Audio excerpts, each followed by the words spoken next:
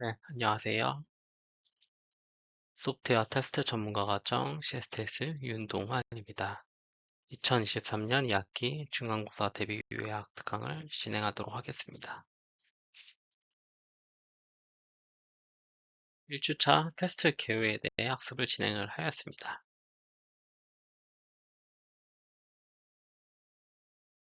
네, 먼저 테스트 목적 세 가지에 대해서 학습을 진행을 하고요.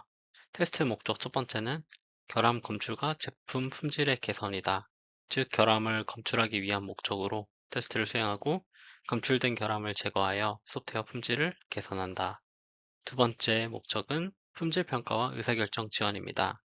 이 소프트웨어 또는 시스템에 대한 어떤 품질을 특수평가를 하고 그거에 대한 결과를 바탕으로 소프트웨어를 출시를 할지 말지 이러한 의사결정 사항들을 하기 위해 이 테스트를 진행을 한다. 세 번째는 개발 프로세스 개선 지원입니다. 개발 과정에서 단계별로 뭐 설계에서는 이제 어떤 부분에서 문제가 생겼고 실제 단위 테스트에서는 이제 어떤 부분에서 문제가 생겼고 뭐 마지막으로 이제 시스템 테스트나 유스 테스트에서는 어떤 소프트웨어의 품질 부분이 이제 문제가 생겨서 결함이 발생해서 그 부분을 이제 어떻게 개선해야겠다. 이러한 식의 이제 개발 프로세스를 개선하는 데 지원을 해줄 수 있다는 것이 이제 마지막 목적이 되겠습니다. 네, 그리고 오류, 결함, 장애 요 세 가지 개념에 대해 학습을 진행을 하고요. 소프트웨어 요구사항으로 USB가 삽입되었을 때 삽입된 USB에 포함된 오디오가 재생되어야 한다. 이러한 요구사항에 대해서 장애는 USB가 삽입되었으나 USB가 인식되지 않았다. 또는 인식은 되지만 USB에 포함된 오디오가 실제로 재생되지 않는 이러한 직접적으로 이제 사용자가 경험할 수 있는 그러한 문제점이 바로 장애가 되겠습니다. 다음으로 결함 같은 경우에는 이 오디오 재생 소프트웨어 상에서 어떤 부정확한 구현을 했다거나 아니면은 이제 필요한 기능이 이 소프트웨어에 구현되지 않았기 때문에 이 실제로는 이게 어떤 장애로 나올 수도 있고 아닐 수도 있지만 어, 이 소프트웨어 자체가 가지고 있는 어떠한 그런 문제점이 바로 결함이 되겠습니다. 마지막으로 소프트웨어 코드에서 주로 발생하는 이 오류는 사용자의 요구사항을 잘못 파악해서 뭐 소스 코드를 잘못 코딩을 한다거나 아니면은 실제 코딩을 하다가 타이포나 아니면 프로그램 명령어를 착각을 해서 이제 잘못 코딩을 하거나 이러한 것이 이제 오류가 되겠습니다. 다음으로 테스트, 디버깅, 재테스팅에 대한 개념에 대해 학습을 진행을 하였습니다. 테스트 같은 경우에는 이제 소프트웨어의 실제 동작과 요구사항과의 차이가 무엇인지를 확인해 보고자 하는 것이 바로 테스트의 정의가 되었고요. 다음으로 디버깅 같은 경우에는 테스팅을 통하여 결함의 존재를 확인한 후 결함의 위치를 파악하고 이를 제거하는 것이 이제 목적인 것이 되겠습니다. 그래서 테스트 같은 경우에는 이제 버그가 뭐 직접 어디서 이제 나타나는지 그렇게 확인하는 것을 말하고 디버깅 같은 경우에는 그 발견된 그런 결함을 아니면 혹은 이 버그들을 실제로 제거하는 과정이 되겠습니다. 그래서 이러한 차이점을 좀 명확히 인지하는 것이 좋겠습니다. 다음으로 Z테스팅 같은 경우에는 이러한 버그 아니면 결함이 제거가 된 후에 실제로 이제 이것이 이제 완벽히 제거됐는지 다시 테스트를 해서 문제가 있는지 없는지를 확인해 보는 과정이 Z테스팅이 되겠습니다. 이 부분은 이제 추후에 배울 그 리그레션 테스트와 조금 구분되는 개념이니까 이 개념에 대해서 확실히 인지를 해주시는 것이 좋겠습니다. 네, 테스트 원칙 중에 이제 마이어의 6가지 원칙에 대해서 학습을 진행을 하고요. 첫 번째 원칙은 테스트는 반드시 프로그램을 개발한 프로그래머나 팀과 무관한 그룹이 수행을 해야 된다. 독립적인 테스트의 어떤 필요성에 대해서 언급하는 그런 원칙이 되겠습니다. 두 번째는 결함이 발견되지 않으리라는 가정하에 테스트 계획을 수립을 해서는 안 된다. 결함이 무조건 있을 거라는 그러한 가정하에 어떤 테스트를 진행을 해야지만 결국 생각지도 못한 결함이나 어떤 이제 내재된 결함을 발견할 수 있다. 이러한 것에 대한 어떤 이 테스트의 원칙적인 측면을 강조하는 그러한 원칙이 되겠고요. 그다음에 세 번째, 타당한 경우뿐만이 아니라 타당하지 않고 예상치 못한 경우에 대해서도 테스트를 수행해야 한다. 즉, 어떤 1부터 100까지 나이를 입력하는 프로그램을 개발했다고 합시다. 그때 1에서 100 사이에 어떤 숫자만 입력하는 것이 아니라 뭐 마이너스 1이라든지 아니면 알파벳 A라든지 이런 것을 이제 입력을 통해서 우리가 생각지도 못한 그런 입력 값에서 소프트웨어가 이제 내재되어 있는 그런 오류라든지 이런 것을 끌어낼 수도 있기 때문에 이러한 부분에 대해서도 충분히 테스트를 해야 된다는 어떤 경고성, 로버스트니스라 부르는데요. 이러한 측면에 대한 것을 이제 강조하는 원칙이라 할 수 있겠습니다. 네, 다음으로 네 번째 법칙은 프로그램의 어떤 부분에 결함이 남아있는 확률은 그 부분에서 이미 발견된 결함의 수에 비례를 한다.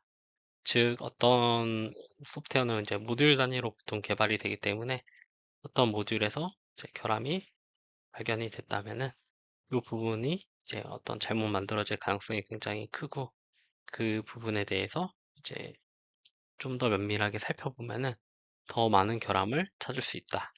이러한 어떤 확률론적인 이런 원칙에 따라서 이렇게 정의한 그런 내용이 되겠습니다. 그 다음에 다섯 번째 원칙은 테스트 케이스를 체계적으로 관리해야 된다. 테스트를 그냥 한 번 하고 끝나는 것이 아니라 어떤 문제가 생겨서 이제 이 부분을 또 수정을 했다.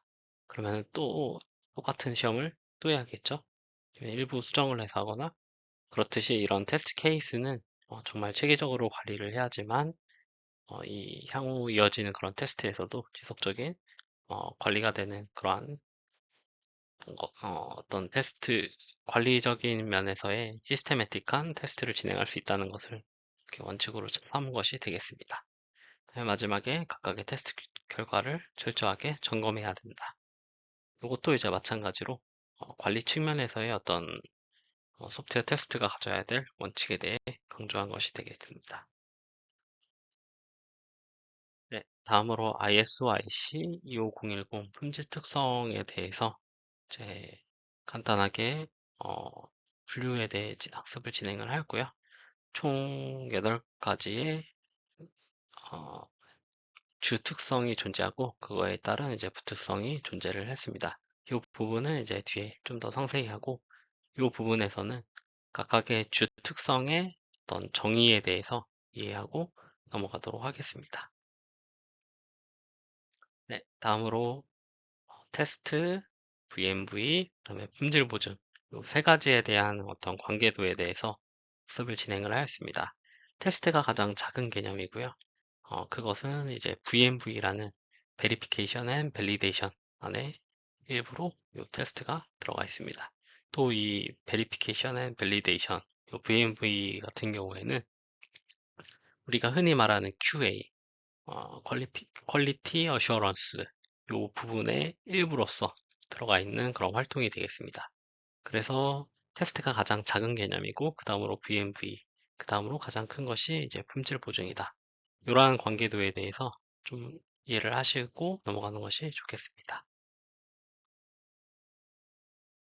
네, 다음으로 2주차에서는 테스트를 분류하는 방법과 그 각각의 그 분류 내용에 대해 간단히 학습을 진행을 하였습니다.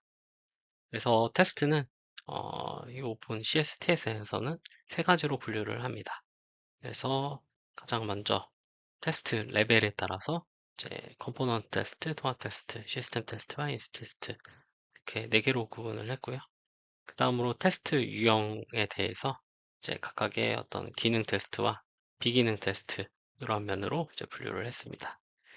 다음에 마지막으로는 테스트 설계 기법에 따라 이제 분류를 하시고요. 동적 테스트와 동적 테스트 이렇게 두 가지로 분류를 했습니다.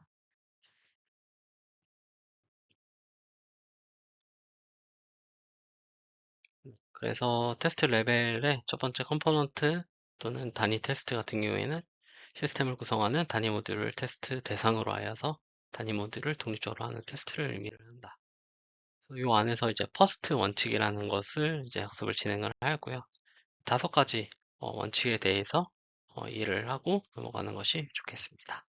그래서 각 세부 내용에 대해서는 한번 읽어보시고 시험을 준비하시면 좋겠습니다. 다음으로 통합 테스트는 이제 단위 모듈들이 이제 정확하게 통합되었는지 이러한 초점에서 진행하는 것이 되겠고요. 그래서 이 내부 구성과 이들 간의 관계를 정의한 보통은 이제 인터페이스라든지 관련 아키텍처 설계 이런 것을 바탕으로 테스트를 진행하게 됩니다. 그래서 이 통합 테스트 같은 경우에는 그 관련 전략이 주요 내용이고요. 주로 시험에 잘 나오는 그런 내용으로 볼 수 있겠고요. 빅뱅 통합은 이제 막 아무렇게나 막 통합하는 거. 그래서 한 번에 이렇게 진행하기 때문에 오류가 발생하면은 그게 어디서 발생한 건지 찾기가 어렵다.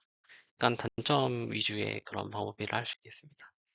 하향식 통합은 이제 밑으로 상위 구조부터 이제 하위 구조로 이렇게 내려가는 그런 테스트 전략이 되겠고요. 그래서 가장 상위 모듈부터 시작하기 때문에 설계상 오류를 빨리 발견할 수 있다. 왜냐면 이 아키텍처, 큰 아키텍처부터 테스트를 진행하기 때문에 어떤 시스템적인 그런 설계 측면의 문제점을 이제 확인할 수 있겠죠. 다만 이렇게 되면은 이 각각의 밑에 하위 모듈들이 충분하게 테스트가 되지 않을 수도 있다는 점이 있겠습니다.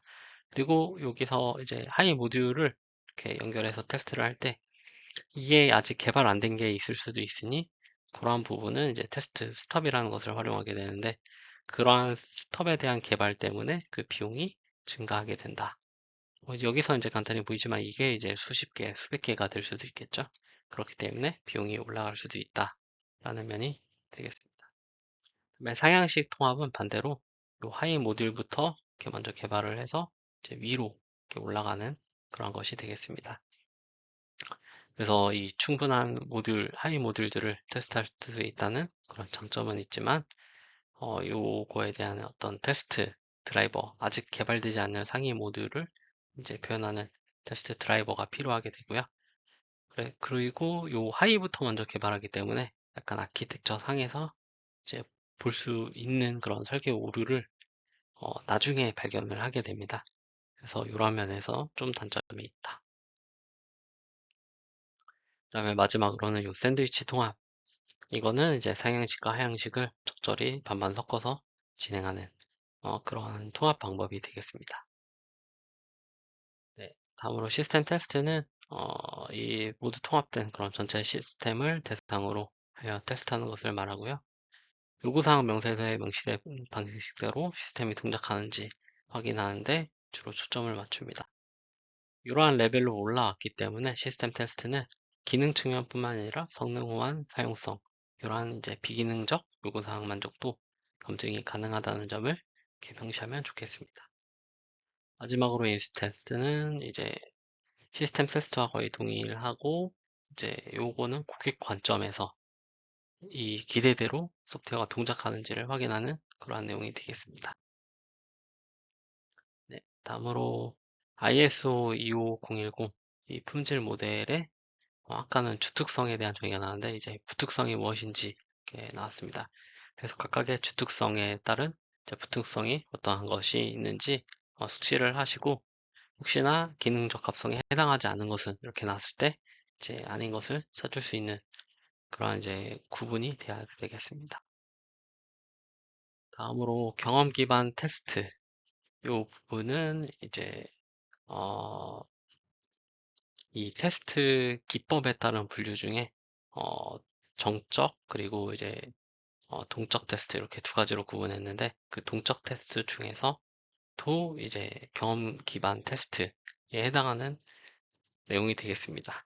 그래서 요거는 이 제목에서 알 수 있듯이 테스트 경험 그리고 테스트 대상이 되는 시스템에 대한 도메인 경험을 바탕으로 하는 테스트 방법을 말하고요. 대표적인 것이 이제 오류 추정이 있습니다. 그래서 요 용어에서 알 수 있듯이 오류가 이제 추정해서 이렇게 테스트를 하는 그런 기법이 되겠습니다.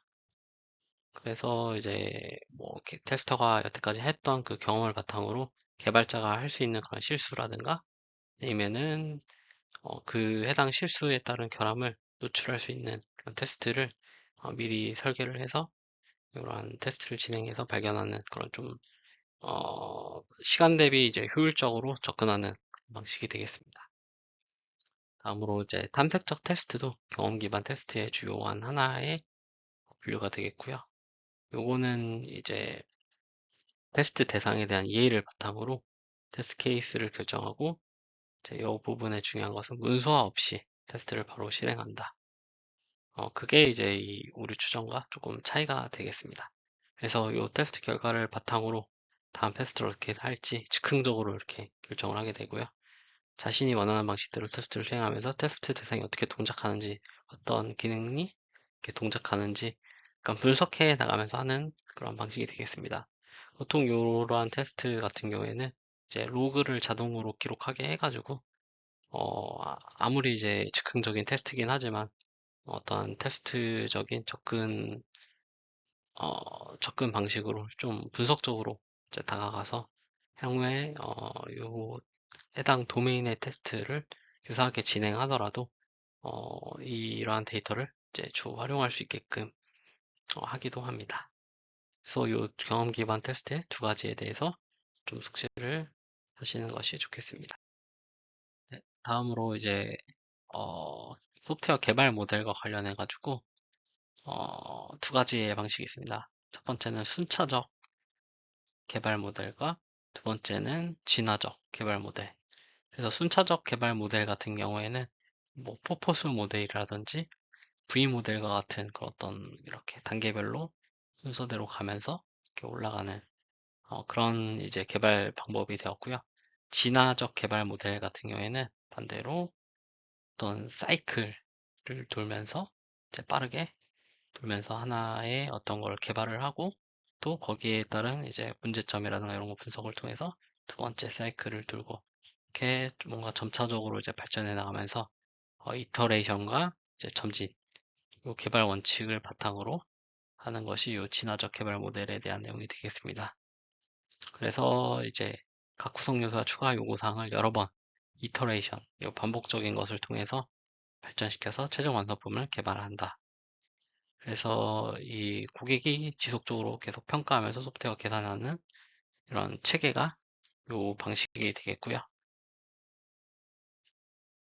네, 거기서 특히 강조되는 모델이 이제 애자일 개발 모델이라 해서 애자일한 이 가볍고 민첩하다라는 그 용어 정의에 따라 포퍼스 모델과 대치되는 그러한 개념이 되겠습니다.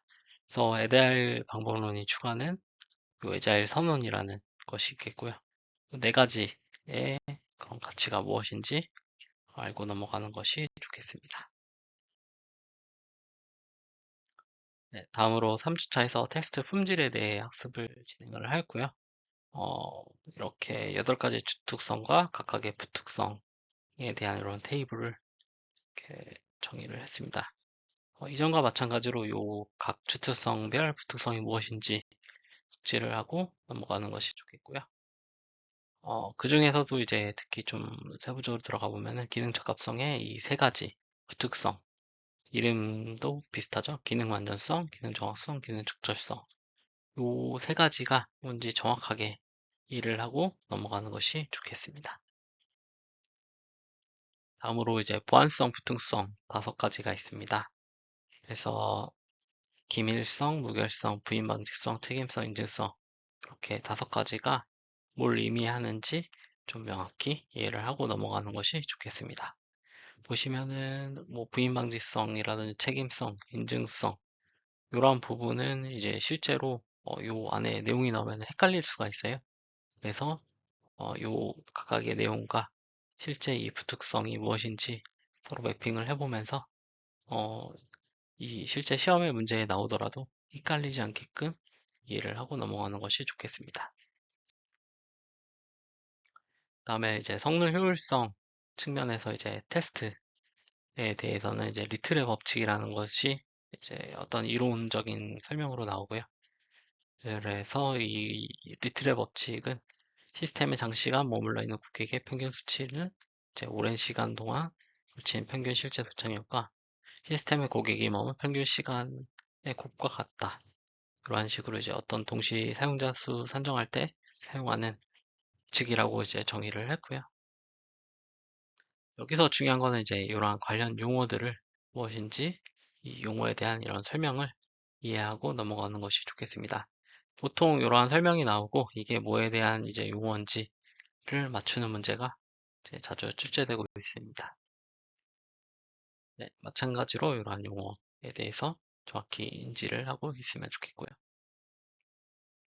네, 그리고 여기서 이제 이러한 각각의 용어에 나왔던 것을 어떻게 계산하는지도 이해를 하고 넘어가시면 좋겠습니다. 어떤 이런 성능 테스트를 하기 위한 어떤 그 예시 문장을 쭉 만들고요.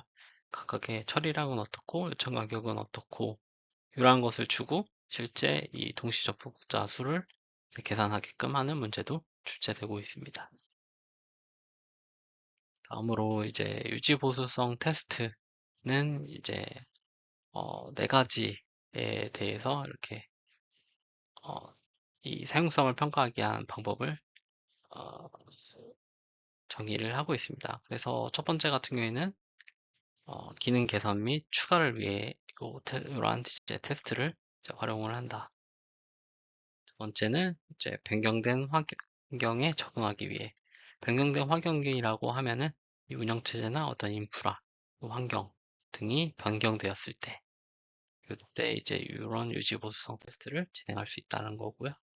그다음에 오류 수정 소프트웨어가 이제 런칭해서 이제 쓰고 있는데 사용자가 이제 어떤 버그를 발견해서 버그 리포팅을 하거나 아니면 실제로 이제 어, 개발자가 지속적으로 이제 모니터링을 하면서 이제 다음 버전으로의 업데이트를 진행하던 중에 이제 오류를 발견할 수도 있고요. 이런 것에 대한 이제 수정 작업.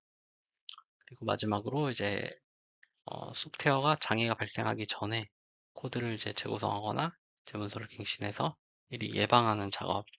근데 이제 이런 거는 이제 거의 없기는 하죠.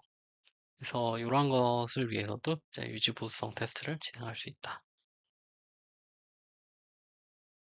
다음으로 또 이제 자주 출제되는 게 테스트 용이성, 유지보수성 중에 테스트 용이성이 있는데 그거는 또 7가지 특성을 가지고 있습니다. 그래서 제어 용이성, 관찰 가능성, 단순성, 분할 용이성, 운영 용이성, 그다음에 안전성, 이해 용이성 이렇게 7가지에 대해서 이 제어 용이성은 이제 프로그램 실행을 제어하기 용이하게 설계하고 제어 용이성이 높아지면 테스트를 자동화하는 부분이 많아지고 최적화 가능하다. 이런 식으로 이제 이런 설명이 나오면은 이게 뭐에 대한 어떤 특성이냐라고 나오는 문제가 자주 출제되고 있으니 이 부분도 이제 숙지하고 넘어가시면 좋겠습니다. 그래서 관찰 가능성은 이제 내부 상태가 어떤 상태인지 쉽게 파악하기 할 수 있도록 이제 설계하는 것. 단순성은 최대한 단순하게 설계. 이러한 또 다른, 네, 다음으로 분할 용이성. 여기는 이제 테스트할 대상 영역이 문제가 발생하면 이제 고립될 수 있게끔 독립적인 그 모듈의 테스트가 가능하도록 그러니까 모듈 특성을 갖게 이렇게 설계를 해서 테스트가 이제 분할해서 어, 이 테스트 가능하도록 이렇게 해야 된다라는 것이 이 분할 용이성에 대한 그런 내용이 되겠습니다. 네, 다음으로 운영 용이성 같은 경우에는 프로그램 결함이 발생해도 테스트 작업이 계속 진행될 수 있게끔 하는 설계를 의미를 하고요. 안정성은 이제 테스트하는 동안 소프트웨어 변경이 발생하지 않게끔 설계하는 것이고, 이해 용이성은 설계 정도가 잘 조직화되어 쉽게 접근 가능하도록 하여 소프트웨어를 더 잘 이해할 수 있게, 결국은 이제 이해 가능한 소프트웨어 설계가 되게 하라 라는 것이 요 마지막 테스트 용이성의 특성이 되겠습니다. 네, 4주차에서는 테스트 프로세스에 대해 학습을 진행을 했고요. 테스트 프로세스는 크게 세 가지로 이렇게 분류가 되죠. 그래서 조직 테스트 프로세스와 테스트 관리 프로세스, 동적 테스트 프로세스 이렇게 세 가지에 대해서 숙지를 하시고 각각의 하위 이 활동들에 대해서도 어디에 뭐가 해당되고 뭐가 해당되지 않는지 구분할 수 있게끔 숙지를 하시고 넘어가는 것이 좋겠습니다. 조직 테스트 프로세스 활동 중에 이렇게 세 가지 활동이 있는데, 첫 번째 조직 테스트 명세 개발은 조직 테스트 목표를 바탕으로 조직 테스트의 정책 명세서, 그리고 조직 테스트 전략 명세서, 이런 것을 이제 개발을 먼저 하고요. 그 다음에 조직 테스트 명세서가 조직 내에 효과적으로 활용되고 있는지 모니터링하고, 필요하면 테스트 관리 활동을 하는 것이 조직 테스트 명세 활용 모니터링 및 제어에 대한 내용이 되겠습니다. 마지막으로 조직 테스트 명세서 갱신은 조직 테스트 명세서 활용에 대한 피드백을 바탕으로 조직 테스트 명세서를 개선하는 것이 되겠습니다. 그래서 이러한 이제 설명에 대해서 요 설명하는 게 이제 어떠한 항목인지 찾을 수 있게끔 이 부분도 내용을 좀 숙지를 하는 것이 좋겠습니다. 다음으로 테스트 자산이라는 용어가 나오는데요. 그 테스트 자산은 이제 앞으로 테스트를 하면서 가장 중요한 그런 결과물이기도 하고, 요 테스트 관련해서 이제 꼭 숙지를 하고 있어야 되는 항목이기도 합니다. 그래서 이 부분에 대해서 테스트 자산이 무엇인지 이해하고 넘어가는 것이 좋겠습니다. 다음으로 이제 5주차에서는 테스트 계획 및 설계에 대해 학습을 진행을 하였습니다. 테스트 계획 관련 이제 활동 산출물이 총 4가지로 분류가 될 수 있고요. 첫 번째 테스트 컨텍스트 명세 같은 경우에는 테스트 대상, 테스트 범위, 그리고 테스트 수행에 되는 그런 다양한 요소를 식별하고 명세한다. 이러한 내용이 되겠고요. 그 테스트 컨텍스트 항목 안에 들어가는 이해관계자의 부분이 있는데, 즉 이 테스트 계획은 이해관계자를 미리 식별을 해야 된다는 것을 말하고요. 이러한 이해관계자에는 개발팀, 마케팅팀 등 이런 프로젝트 결과에 영향을 받는 이해관계자 전부에 대해서 파악하고 의사소통 방법을 결정을 하는 것을 이 테스트 계획의 컨텍스트 활동 항목으로 이렇게 넣어서 정의를 해야 된다라는 이런 개념을 이해하시면 좋겠습니다. 다음으로 이제 위험 분석은 테스트 프로젝트의 목적에 방해가 되는 그런 제품 위험이라든지 프로젝트 위험에 대한 각각 요소를 식별하고 분석해서 어떻게 조직적으로 계획을 할지, 이러한 부분을 이제 다루는 것이 되겠습니다. 다음에 테스트 전략 수립 같은 경우에는 테스트 산출물, 테스트 설계 기법, 환경 요건 및 테스트 데이터 요건 등 테스트를 이제 수행하기 위한 어떤 준비 전략을 짜는 것이 되겠습니다. 다음으로 테스트 수행 계획은 이 테스트 전략 수립이 실질적인 테스트에 대한 전략 수립이라면은 테스트 수행 계획은 약간 프로젝트 관리 측면에서 테스트 조직, 아니면 인력이라든지 아니면 테스트 활동 일정, 이런 것에 대한 어떤 관리 목적의 프로젝트 관리 목적에 대한 그런 수행 계획을 정의하는 것이 되겠습니다. 둘 다 중요한 그런 내용이 되겠습니다. 네, 이렇게 1주차에서 총 5주차까지 중간고사 범위 중에 좀 주요한 내용 부분을 발췌해서 요약 강의를 진행을 하였고요. 관련해서 궁금하신 사항들은 언제든지 Q&A 게시판에 질의를 올려주시면은 빠르게 답변을 올려드리도록 하겠습니다. 네, 중간고사 준비 열심히 하시고 좋은 결과 얻으시길 바라겠습니다. 감사합니다.